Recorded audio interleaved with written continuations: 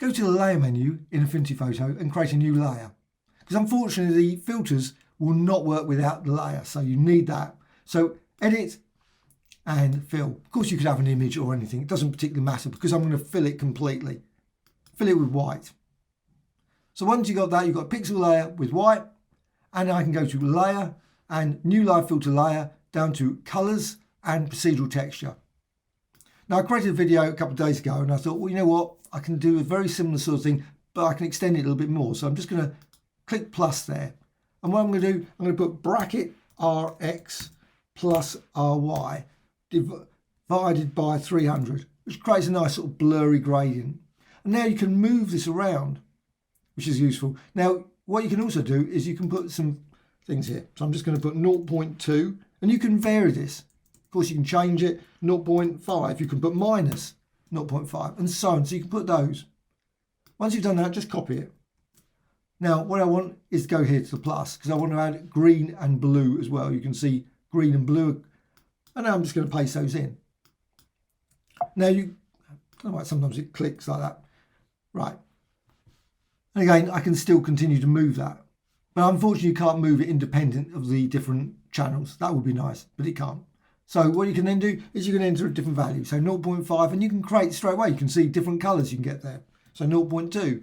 You can turn around and say, well, I don't want that. I want minus 0.2 and maybe plus 6. Now, obviously, I'm just creating values I think about at the point.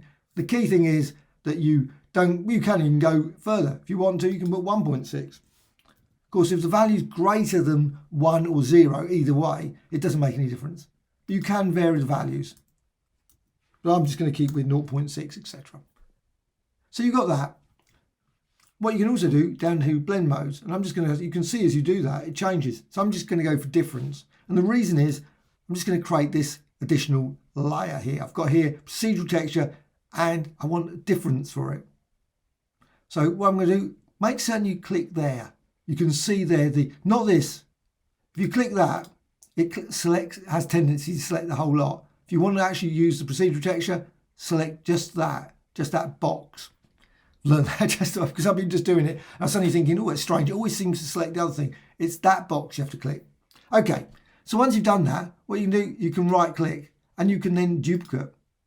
And you can see what happens. You get this even more colors. And of course, it's using the same thing. So what you can do, you can double click on that, bring that up. If you want to change the values, you can change the values. Don't have to keep them the same. But for a reason, we'll change them. You maybe put minus 0.5, and you don't have to use difference. You could maybe use dark and multiply, whatever. But I like difference, so, or exclusion, say.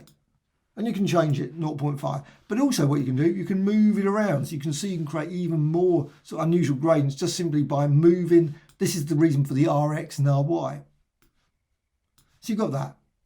Now what again you can do, make certain you click the box, and then you can say duplicate again. And then you can see you've now added that. However, let's just double click again on that. What you can do, 0.8. And you can say, well, let's go for something else. Minus 0.5, 0.2, and see, you can see what happens. And I can keep the other one if I want to be the same, or change it, 0.6 there. And I can move that around as well. So you can move that around. And you can see you can build up a very, very complex design by simply just selecting that little box, right click and duplicate. And you've got another one. And again, double click, again puts it right down the bottom, don't want it there. And you can move it around again. And you can see as you do that, you can create even more colourful gradient designs, just building up a lot of these. And if you decide, you know what, let's just get rid of one. You can always get rid of them just simply by going there. Hope you found this of interest. Thank you much.